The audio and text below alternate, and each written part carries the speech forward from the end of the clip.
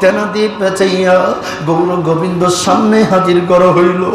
এই গৌর গোবিন্দ এই সন্তানটাকে বুকের মধ্যে নানিয়া হাতের মধ্যে নিয়া ডাইরেক্ট ছুরি নিয়া বোরহানুদ্দিন বাবার সামনে সন্তান কি উজির দিয়ে ধরাইয়া স্বয়ং নিজ হাতে জবেহ করে শহীদ করলো।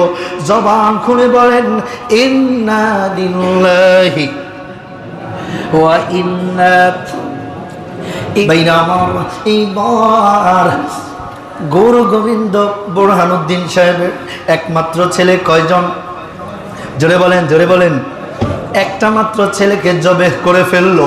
ডাক দিয়ে বলল মুজিররা আর দেরি করিস না, জলদি করে বোরহানের হাত দুইটা টান টান করে দাও, কারণ এই হাত দিয়ে গরু জবে করেছে, আমি এই হাতটাও রাখবো না।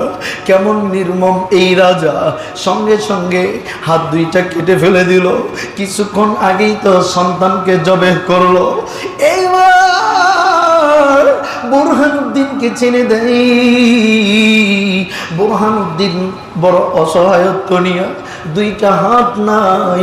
বোরহান উদ্দিন এইবার হাঁটি হাঁটি পা পা করে স্ত্রীকে জিজ্ঞাসা করে, বিবি রে, এ বিবি আর দেরি করিস না রে বিবি, আমাকে অনুমতি দিয়া দাও, আমি এই মুহূর্তে চলে যাব এই সোনারগাঁওয়ের শামসুদ্দিন সিরাজ শাহ, ওনার কাছে বিচার চাইতে যাব। এ বন্ধু এই শামসুদ্দিন সিরাজ শাহ দরবারে চলে আসলো। এসে জিজ্ঞাসা করে, ও নেতা, এই সিলেটের গৌর গোবিন্দ আমার দুইটা হাত কেটে নিয়েছে, আমার সন্তানকে জবেহ করছে, এটার কি করা যায়? এই শামসুদ্দিন সাহেব তার সেনাপতি তার ভাগ্নেকে দায়িত্ব দিলেন, সিকান্দার গাজীকে নেতৃত্ব দিলেন। ডাক দিয়ে বললেন, সিকান্দার গাজী আর দেরি করা যাবে না, জলদি করে চলে যাও, এইবার তুমি সৈন্য নিয়ে চলে যাইবা, সৈন্য বাহিনী নিয়ে যাইবা, এই সিলেটের জমিনে আক্রমণ করবা, এই গৌর গোবিন্দর হাতকে ভেঙে দিবা, এই গৌর গোবিন্দর রাজত্ব ছিনায় নিবা।